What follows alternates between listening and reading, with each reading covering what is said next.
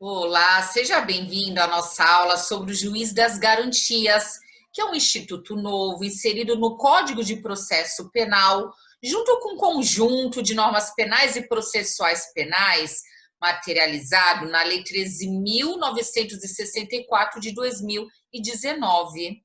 Essas alterações pegaram muita gente de surpresa, porque elas surgiram na véspera do Natal de 2019. E, pasmem, veio com um prazo de vacatio legis muito curto, de 30 dias. Muitos juristas criticaram esse prazo muito curto, porque as alterações, principalmente no Código de Processo Penal, foram bastante profundas. Então, era necessário um prazo maior para que a população tomasse aí conhecimento e pudesse debater mais essas alterações. Fato é que já passou esse prazo de vacatio legis e essa lei, então, entrou em vigor dia 23 de janeiro de 2020, conforme o artigo 201. Essa lei 13.964 de 2019, ela é o produto final do pacote anticrime, que foi um projeto de lei apresentado pelo ministro Sérgio Moro à Câmara dos Deputados lá para fevereiro de 2019. Então, a presidência da Câmara dos Deputados instituiu aí uma comissão de deputados para analisar esse projeto de lei. E aí passaram a trabalhar junto com um projeto, com uma proposta alternativa que tinha surgido em 2018 por um grupo de juristas encabeçado pelo ministro do STF, Alexandre de Moraes. E aí, o objetivo inicial do ministro Sérgio Moro, que era de encrudecimento, enrijecimento, endurecimento da legislação penal e processual penal, acabou se desfigurando. Por quê? Teve tantas emendas, tantas alterações, que em muitos pontos o que houve foi um afrouxamento dessa legislação. Como, por exemplo, no caso da instituição aí do juiz das garantias, que nós vamos passar a analisar, esse instituto ele não era previsto nesse projeto inicial do ministro Sérgio Moro. Era um instituto que foi importado do projeto que já estava em tramitação de novo Código de Processo Penal, um projeto de 2009 que já estava aí tramitando há bastante tempo e até agora não tinha passado. Então, esses deputados, de forma bastante rápida, fizeram uma emenda no projeto do Sérgio Moro e inseriram esse juiz das garantias. Muitos juristas, para quem tem aí acompanhado os noticiários, criticaram a instituição desse juiz das garantias, porque isso traria aí um problema orçamentário, financeiro, um alto custo para o Poder Judiciário em pouco espaço de tempo. Mas o objetivo aqui das nossas aulas não é falar apenas desse problema orçamentário, porque isso pode ser passageiro. Mas a nossa preocupação aqui é aprofundar como que seria a inserção desse juiz das garantias no nosso sistema, no nosso ordenamento jurídico processual. Será que isso vai ser bom ou ruim para a efetividade da tutela jurisdicional? O meu objetivo aqui é trazer vários pontos para que você possa fazer a sua reflexão se esse instituto ele vai ser bom ou ruim para o nosso sistema. Inclusive, eu tenho um artigo publicado sobre esse assunto em coautoria com Luiz Augusto de Macedo Mendes. E eu vou também disponibilizar esse artigo científico para vocês. Então, apesar de o juiz das garantias estar com a eficácia suspensa aí pelo STF, é muito importante que a gente já conheça do que se trata e que a comunidade jurídica já possa previamente entender se isso é benéfico ou prejudicial, para que haja aí uma discussão antes que o STF decida por vez essa questão. Então, logo que surgiu essas mudanças aí pelo pacote anticrime, a comunidade jurídica, no que diz respeito especificamente ao juiz das garantias, se dividiu em duas opiniões. De um lado, uns defenderam o Instituto do Juiz das Garantias, dizendo que é um avanço civilizatório nas relações processuais entre Estado juiz e acusado. E de outro lado, existem as críticas, porque se diz que a pretexto aí de proteger os direitos individuais dos investigados, dos acusados, isso vai acarretar um prejuízo imensurável para a persecução penal, para a efetividade da tutela jurisdicional, trazendo uma insegurança à sociedade, à coletividade. Então, é todo esse debate que eu pretendo abarcar com vocês aí nesse nosso encontro. Eu quero destacar para vocês, então, que esse pacote anticrime ele é o produto final de 3 projetos. Primeiro, do projeto Sérgio Moro, ministro da Justiça. Segundo, daquele projeto de 2018 do Alexandre de Moraes. E terceiro, do projeto do novo Código de Processo Penal lá de 2009. Quanto então à eficácia do Instituto do Juiz das Garantias, é importante que vocês saibam que no dia 15 de janeiro de 2020, o Toffoli tinha suspendido a vigência desse instituto por 180 dias, para que desse tempo aí do Poder Judiciário se organizar para a implementação desse instituto. Mas, posteriormente, no dia 22 de janeiro, outro ministro, o Fux, acabou suspendendo a eficácia dos dispositivos referente ao juiz das garantias por prazo indeterminado. Fux também suspendeu outros dispositivos, mas o que nos interessa aqui para esta aula são os específicos do juiz das garantias, que são os artigos 3º-A, 3º-B, 3º-C, 3º-D, 3º-E e 3º-F. Então, é sobre alguns desses dispositivos que eu quero aqui abordar com vocês. Mas, afinal, o que é esse juiz das garantias? Com a criação desse instituto, o juiz das garantias vai ser um magistrado que só poderá atuar na fase pré-processual, lá na fase investigatória. Ele não poderá atuar na fase processual. Ou seja, vamos primeiro comparar o que nós já conhecemos com o que existia antes da criação do juiz das garantias. No nosso Código de Processo Penal, o mesmo juiz que atua na fase pré-processual, na fase investigatória, é aquele juiz que depois também vai atuar, vai conduzir a ação penal, que vai atuar na fase processual. Com a criação do juiz das garantias, essa lógica vai se alterar. Por quê? Porque vai ser obrigatória a participação de 2 magistrados, um chamado juiz das garantias, outro chamado juiz da instrução e do julgamento. O juiz das garantias vai ser aquele magistrado que vai atuar exclusivamente na fase investigatória, antes da ação penal. Esse magistrado ele vai ser responsável por supervisionar os atos pré-processuais, por apreciar e autorizar ou não os pedidos cautelares. E aí a função desse magistrado vai ser encerrada com o recebimento da denúncia ou da queixa. Ou seja, o último ato que esse juiz das garantias vai praticar é o de decidir se recebe ou não aquela denúncia ou queixa. Com o recebimento da denúncia e da queixa, entra em cena um novo magistrado, uma outra pessoa que vai atuar na fase processual. É chamado de juiz da instrução e julgamento. Então, esse juiz ele já vai receber aquele processo iniciado, porque já houve o recebimento da denúncia e da queixa, e aí ele vai conduzir a instrução processual.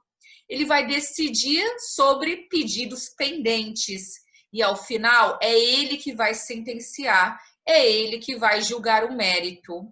Então, a lógica desse sistema é que o juiz das garantias que aquele que atua lá na fase investigatória, ele vai ficar impedido de atuar na fase processual.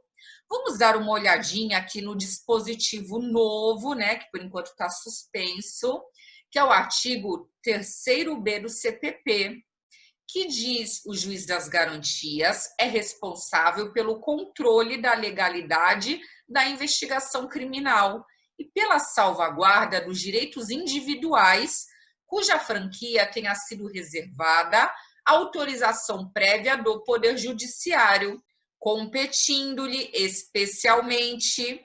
E aí vai ter aqui uma série de atribuições. Aqui nesse momento o que nos interessa é o inciso 4, ser informado sobre a instauração de qualquer investigação criminal. Justamente porque esse juiz das garantias, ele só vai atuar durante a investigação criminal. Então, ele tem que ser informado toda vez que for instaurada uma investigação criminal. E tomem bastante cuidado que aqui não limitou ao inquérito policial, ou seja, qualquer investigação criminal, seja o inquérito policial ou seja o PIC, o procedimento investigatório criminal, que é realizado pelo Ministério Público. Então, o juiz das garantias inicia sua atuação aqui com a instauração da investigação criminal. E aí, então, ele vai supervisionar todos aqueles atos pré-processuais, vai decidir se autoriza ou não os pedidos cautelares. E aí, deem uma olhada no artigo 3º-C, porque vai dizer quando que cessa a atribuição desse juiz das garantias. A competência do juiz das garantias abrange todas as infrações penais, exceto as de menor potencial ofensivo. E olhem aqui a parte que nos interessa: e cessa com o recebimento da denúncia ou queixa na forma do artigo 399 deste Código. Só tomem bastante cuidado, porque a doutrina já está alertando que aqui houve um erro material. Correto seria artigo 396 do CPP, porque é esse artigo que traz o momento do recebimento da peça acusatória. Então, aqui só faço aí uma alteração, porque se você olhar o artigo 399A, vai ficar meio sem sentido. Então, o que eu queria destacar nesse momento para vocês é quando começa e quando termina as atribuições do juiz das garantias. Portanto, depois que a peça acusatória já é iniciada, entra em cena o novo magistrado, o juiz da instrução e do julgamento.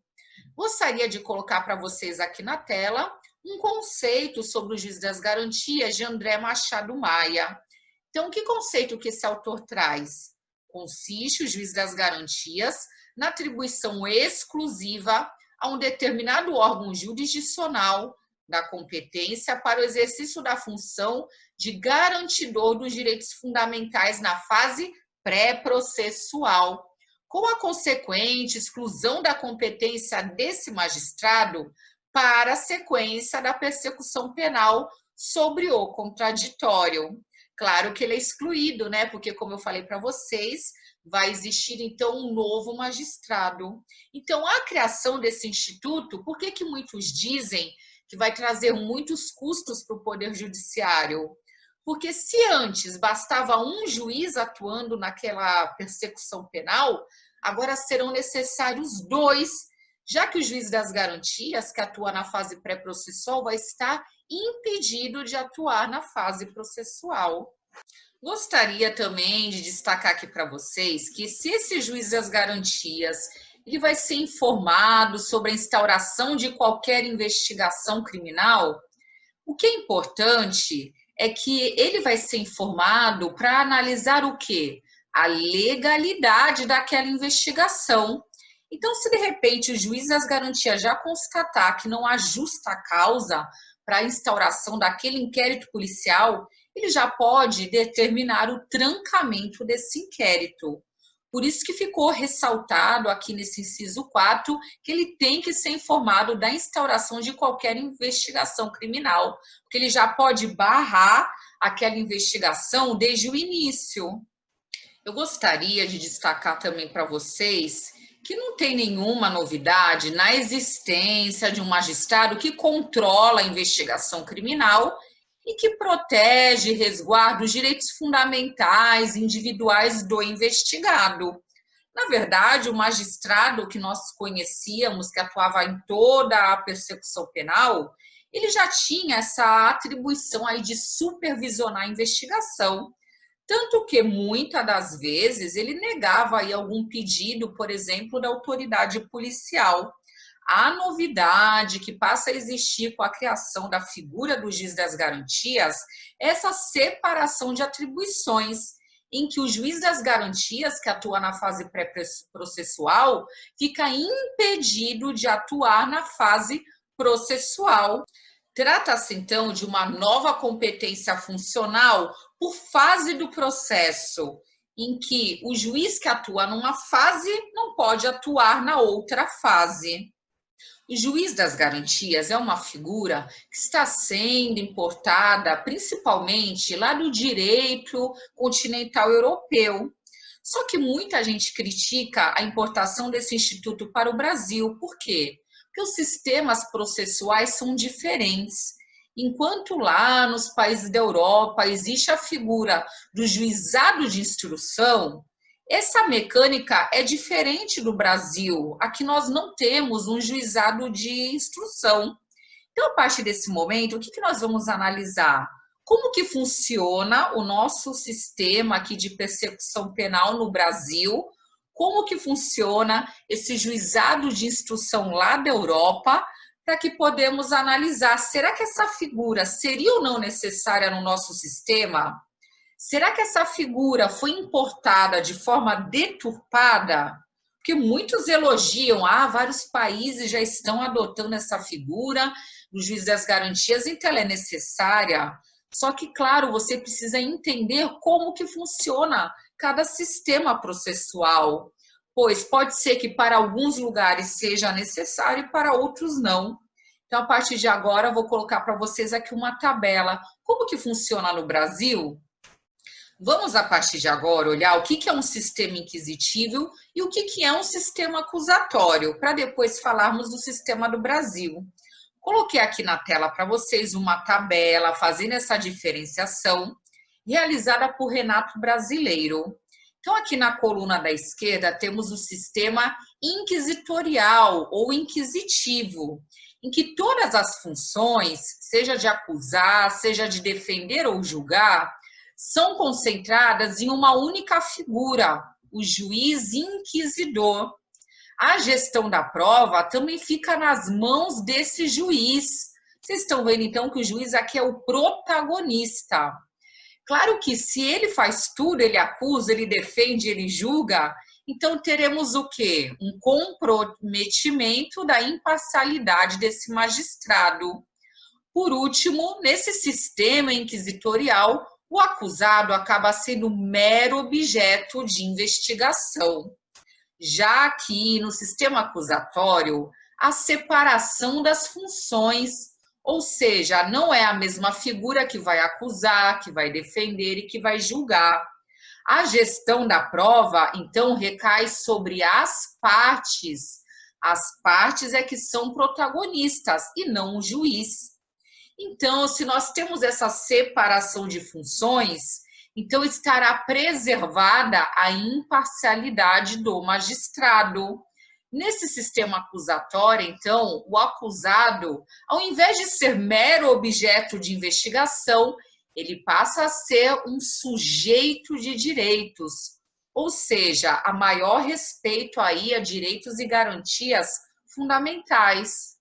Algumas décadas atrás na história, era comum que o juiz tomasse iniciativas investigatórias, que de ofício ouvisse testemunhas, que de ofício decretasse buscas e apreensões, sem que a autoridade policial ou Ministério Público tivesse feito qualquer requerimento nesse sentido. O juiz era protagonista, ele realmente investigava, mas isso foi mudando paulatinamente. No caso do Brasil, principalmente após a Constituição de 1988, o juiz passou a realmente ser um garantidor dos direitos fundamentais, da dignidade, da intimidade, do sigilo, e não um investigador.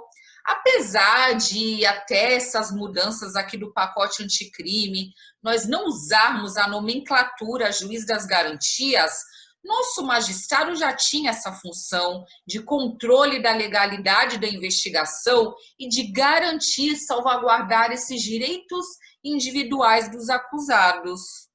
Nosso sistema atual, então, é o acusatório, em que geralmente atuam na investigação três sujeitos: a autoridade policial, o Ministério Público e o magistrado. O juiz, ele não vai ter aí um protagonismo. Ele vai atuar apenas no controle da investigação, seja de forma prévia, quando precisa autorizar aí diligências que dependem de autorização judicial, ou seja, através de um controle posterior, como, por exemplo, anulando atos que não dependiam de autorização judicial, mas que foram praticados de forma arbitrária, de forma exacerbada. Então, quem vai ter o protagonismo na investigação é a autoridade policial e Ministério Público. O juiz não, o juiz vai ficar ali inerte, somente atuando quando houver os requerimentos, apenas fazendo ali o controle daquela investigação. E da onde que a gente extrai a conclusão de que o nosso sistema brasileiro é acusatório? A doutrina diz que essa ideia ela é extraída do artigo 129 da Constituição Federal, 129, inciso 1, que diz: são funções institucionais do Ministério Público promover privativamente a ação penal pública na forma da lei. Ou seja, se a Constituição Federal atribuiu aí a função de acusação a um órgão diferente do Poder Judiciário, isso significa que houve separação de funções. Então, que o nosso sistema não é inquisitivo, mas sim acusatório. Então, se o protagonismo na investigação cabe à autoridade policial ou ao Ministério Público, são eles que vão tentar reconstituir os fatos. Eles que vão ver qual é a melhor forma de investigação, melhor estratégia, em que momento é necessário, por exemplo, a quebra de algum sigilo. E o juiz apenas vai ficar aguardando ser provocado. Ele não vai tomar nenhuma iniciativa acusatória, nenhuma iniciativa investigatória. Ele vai ficar inerte. Então, o juiz só vai decretar uma quebra de sigilo, uma interceptação telefônica, uma busca e apreensão, se ele for provocado nesse sentido, seja pelo delegado de polícia ou seja pelo Ministério Público. Então, o juiz, ele não é investigador, ele apenas é um espectador que fica ali aguardando, fica inerte, esperando a provocação ali, seja do Ministério Público, seja da autoridade policial. Então, a conclusão é que nosso sistema já não admite uma atuação ex officio do magistrado na fase investigatória. Ah, mas e na fase processual? Na fase processual, nós ainda temos alguns dispositivos que está admitindo essa atuação ex officio. São poucos artigos, mas eles ainda existem. Só que nas últimas reformas do CPP, essa atuação ex officio do magistrado tem sido cada vez mais expurgada do nosso sistema. E agora vamos dar uma olhada no artigo 3º-A do CPP, que também vai ser uma novidade, mas que também está suspensa atualmente aí pela ADI, suspensa pelo ministro Fux, que confirma que o nosso sistema é acusatório e que traz aí uma redação que boa parte da doutrina já vem dizendo que vai proibir de vez a atuação ex officio do magistrado, seja na fase investigatória, seja na fase processual. Então, olhem aqui na tela o que diz esse dispositivo. O processo penal terá estrutura acusatória, vedadas a iniciativa do juiz na fase de investigação e a substituição da atuação probatória do órgão de acusação. Então, prestem atenção, vai ser a confirmação de forma expressa de que a nossa estrutura é acusatória, porque até então o nosso PP não diz isso expressamente. Conforme eu expliquei, essa ideia é extraída lá do artigo 129.1 da Constituição Federal. E aí esse artigo 3A aí do CPP também vai dizer que é vedada a iniciativa do juiz na fase da investigação, conforme o nosso ordenamento jurídico já vinha mesmo vedando, e aqui que vai ter um pouco de polêmica na doutrina, e a substituição da atuação probatória do órgão de acusação. E essa segunda parte aqui, que a doutrina vem dizendo, que também vai proibir a atuação ex officio do juiz na fase processual, já que, se ele não vai poder substituir a atuação probatória do órgão de acusação, significa que ele não poderia ter qualquer tipo de iniciativa probatória. E que esse artigo 3º-A do CPP, se ele voltar a entrar em vigor, já que a eficácia está suspensa por aquela DI, então ele vai revogar tacitamente inúmeros artigos do nosso CPP. Vamos aguardar aí para ver como que vai o STF decidir e como vai se consolidar a doutrina. Agora vamos voltar naquele debate que eu falei para vocês sobre o juizado de instrução, que é adotado em alguns países, que não é adotado no Brasil. No juizado de instrução, o magistrado que atua na fase investigatória, ele tem sim protagonismo. Por quê? Porque ele tem iniciativa investigatória. É diferente do nosso sistema, porque o nosso sistema não admite essa iniciativa do magistrado. Então, com o juizado de instrução aí nesses países, teria o quê? Um prejuízo à imparcialidade do magistrado, já que ele vai ser um investigador. No Brasil, nós não teríamos aí esse problema com a imparcialidade do juiz.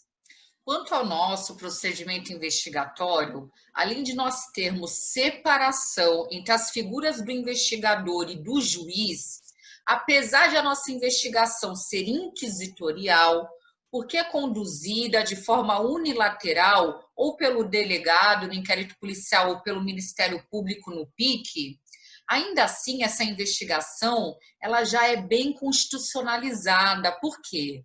Dentro da investigação tem sido aí nas últimas reformas garantidos o contraditório e também a ampla defesa. Ou seja, está bem mais humanizada essa investigação, pois o investigado ele tem direito ao silêncio, ele tem direito à presença de um advogado. Agora, esse advogado ele também pode fazer quesitos aí para a autoridade investigatória. O defensor também pode acessar elementos de prova que já estão documentados nessa investigação. Então, o nosso sistema processual ele já é bastante equilibrado. Na fase investigatória, já temos a separação entre investigador e juiz. E, além disso, apesar de ser inquisitorial, já tem sido bastante garantido o contraditório nessa fase investigatória. Lá na fase processual, também temos a separação entre acusação e juiz. Um órgão do Ministério Público que faz a acusação e o juiz que vai julgar ao final. Lembrando também que esse promotor de justiça, muito mais que a acusação, ele é fiscal da lei e não raras vezes ele pede até a absolvição aí do acusado.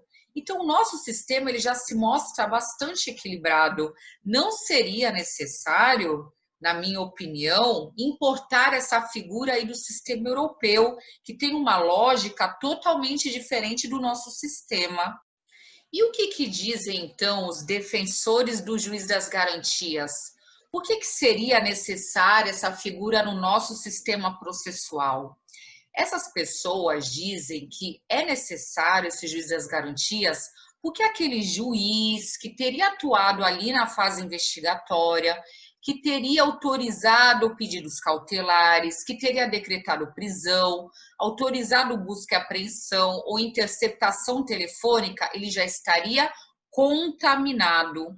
Ou seja, por ter tido contato ali com aqueles elementos informativos, ele já estaria vinculado psicologicamente. Ou seja, que muito provavelmente ele ao final iria condenar, porque ele já ficaria convencido ali de que aquele réu seria culpado.